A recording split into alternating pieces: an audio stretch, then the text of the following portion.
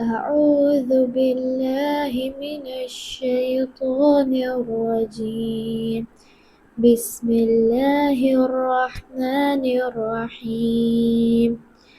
للذين أحسنوا الحسنى وزيادة ولا يرهق وجوههم قتر ولا ذلة أولئك أصحاب الجنة هم فيها خالدون.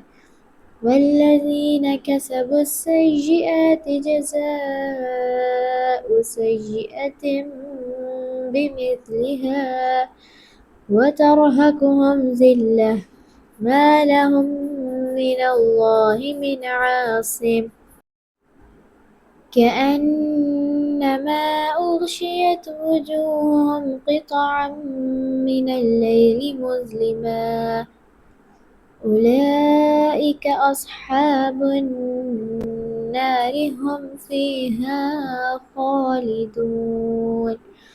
ويوم نحشرهم جميعا ثم نقول للذين أشركوا مكانكم أنتم وشركاؤكم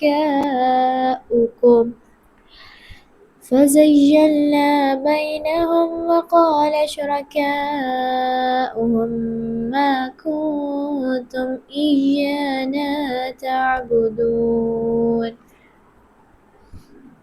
فكفى بالله شهيدا بيننا وبينكم إن كنا عن عبادتكم لغافلين هنالك تبلو كل نفس ما أسلفت وردوا إلى الله مولاهم الحق وضل عنهم ما كانوا يفترون قل من يرزقكم من السماء والأرض أم من يملك السمع والأبصار ومن يخرج الحي من الميت ويخرج الميت من الحي ومن يدبر الأمر فسيقولون الله فقل أفلا تتقون فذلكم الله ربكم الحق فماذا